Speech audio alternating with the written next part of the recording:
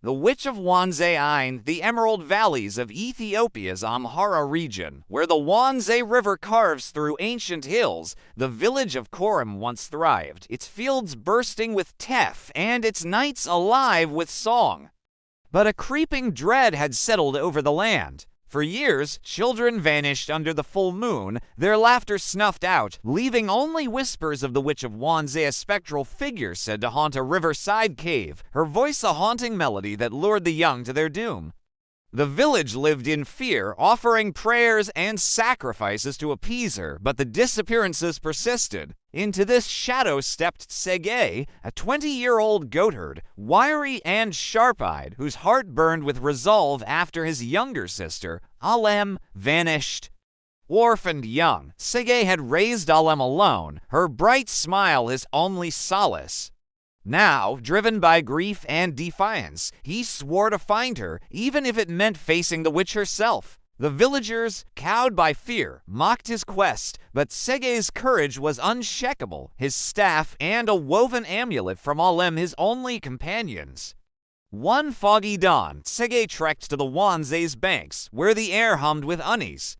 There, he met Adanesh, a striking herbalist with obsidian eyes and a basket of roots and leaves. Her knowledge of the river's secrets and her quiet strength drew him in, kindling a spark of forbidden attraction. Adanesh warned him of the witch's power, her magic twists hearts, turning kin against kin. She offered to guide him to the cave, claiming she knew its hidden paths.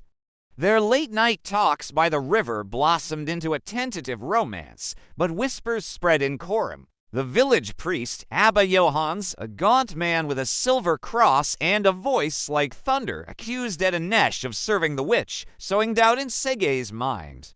Torn between love and suspicion, he pressed on, guided by Adanesh, but haunted by the priest's warnings. As they neared the cave, Tsegaye stumbled upon an ancient shrine, its stones etched with Amhara runes glowing faintly under moss. Adanesh hesitated, her eyes flickering with secrets. Inside the cave, Tsegaye found not a monster, but Zudichu, a regal woman with silver-streaked hair, her presence both commanding and sorrowful. She revealed a scandalous truth. She was no witch but a noble, once Korum's ruler, banished decades ago by the elders. They had framed her for stealing sacred relics, seizing her lands to enrich themselves. Exiled, Zudichu survived in the cave, kidnapping children not to harm them, but to raise them as her own, teaching them the lost songs and stories of Amhara's past. Alem, now 14, emerged alive, fierce and loyal to Zudichu, calling her mother. Tsegaye's heart shattered. His sister no longer saw him as family. Zudichu offered him a choice: join her or expose the elders' corruption, risking Alem's loyalty forever. The plot thickened when Adanesh confessed a staggering secret. She was Zudichu's daughter, sent to test Tsegaye's heart. Their romance had been a ploy, yet her tears betrayed genuine love, complicating her betrayal. Tsegaye, reeling, uncovered another twist. Abba Johans was the mastermind behind the elders' scheme. He had poisoned Korum's wells to weaken the village, blaming Zudichu to maintain his iron grip. Tsegaye's friend, Mekanen, a sly weaver, revealed he had seen the priest hiding gold from the offerings, confirming his treachery. As tensions boiled, a young boy, Dawit, vanished, sparking panic. Tsegaye, Adanesh, and Mekanen formed an uneasy alliance to rescue him, venturing back to the cave. There, they found Dawit unharmed, singing with Alem, but Zudichu revealed a darker truth. The runes in the cave held a curse that bound her to the river, forcing her to take children to weaken the elders' power. Breaking it required a sacrifice, a heart pure enough to face death. As the next full moon rose, Abba Johans rallied the villagers, armed with torches, to burn the cave and end the witch for good.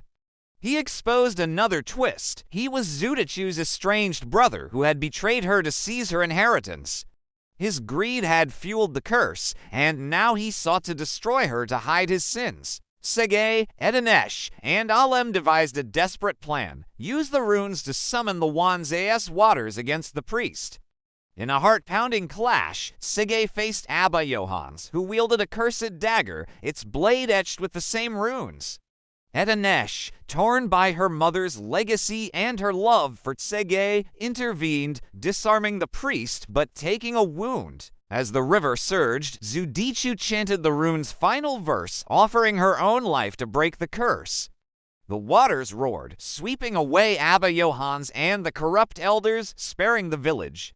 But a final, gut-wrenching twist awaited. Etanesh, in her mother's name, had laced Tsegaye's amulet with a potion, binding him to the Wanzaye forever to protect the cave's secrets. As Zudichu's body dissolved into the river, Alem chose to stay with Tsegaye, forgiving him.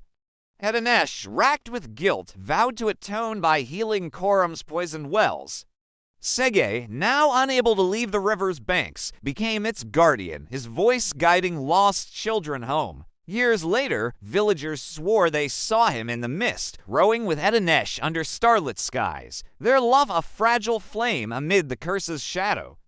Korum flourished again, its fields green, but the Wanzaye's whispers carried Tsegaye's tale, a hero forged by love, betrayal, and the witch's enduring magic, forever bound to the river's heart.